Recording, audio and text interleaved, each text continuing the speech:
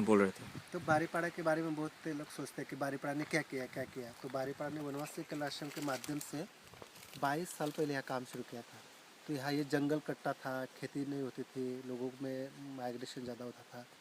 तो ये सब करने के लिए सिर्फ गांव का संगठन बनाने का काम किया कल्याण आश्रम और गाँव वालों ने। संगठन बनने से जो जो परिवर्तन बोलते हैं हम, क्या हम जिसे कहते हैं कि क्या क्या चेंजेस हुए, तो यहाँ किसी को हम कभी भी दिखा सकते हैं। ऐसे 6-7 पॉइंट है।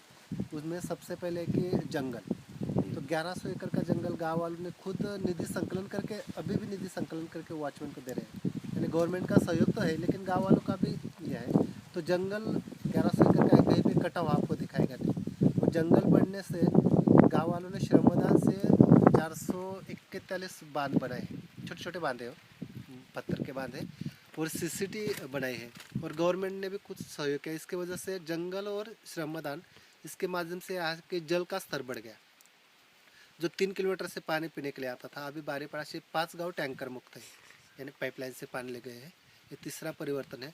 चौथा परिवर्तन ये है कि 91 में करीब 6-7 एकड़ इरिगेशन था।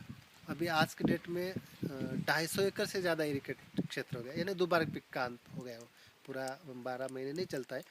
तो ये चौथा परिवर्तन है। पांचवा परिवर्तन है कि यहाँ 5-6 कुएँ थे, अभी 40 कुएँ बन गए, कुआं से पानी उठाते हैं लोग। तो यह परिवर्तन के प्रमुख टप्पे हैं। और इसके वजह से क्या हुआ कि यहाँ जंगल का नियम बना है कि लकड़ी कभी भी कोई काटता नहीं, साल में 20 मोले लाता है। उनके वजह से जलाऊ लकड़ी का भी प्रॉब्लम सॉल्व हो गया। तो ये जंगल, जल, जमीन और गो आधारित खेती, इसका ये परिवर्तन में रूपांतरित हुआ। अभी हम कहते हैं कि यानी पूरा विश्व में चल रहा है कि कितना करोड़ रुपए मिलियन में कहीं कहीं पे खर्च हो रहा है, लेकिन विकास नाम की संकल्पना कहीं पे दिखाई नहीं देती। भारत सरकार भी करोड़ रुपए की योजना बनाता है जाता है, लेकिन यही चीज़ें बचाने के लिए करता है शायद। जंगल है, जल है, जमीन है, लोगों की समस्या जो है इसी से जुड़ी हुई है ग्रामीण की। तो ये करने के लिए शासन का योगदान अभी मिलने लगा, पहले तो कुछ नहीं था।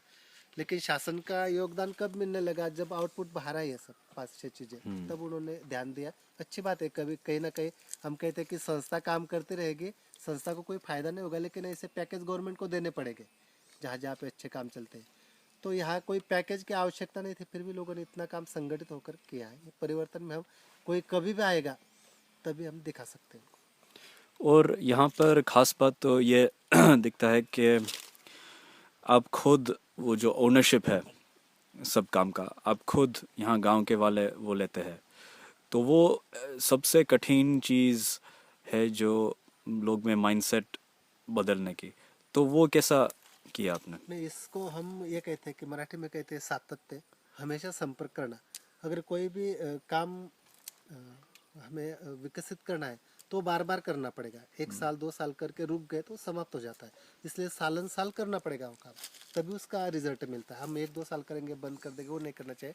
और इसके लिए थोड़ा हम कहते हैं कि अलग भाषा में उसको त्याग तो कोई इतना बड़ा नहीं कर सकता है, लेकिन गांव की डेवलपमेंट करना है तो गांव का युवा ने खड़ा होना चाहिए। बाहर से कितने दिन लोग आएंगे, 1 दिन 2 दिन 5 साल 6 साल।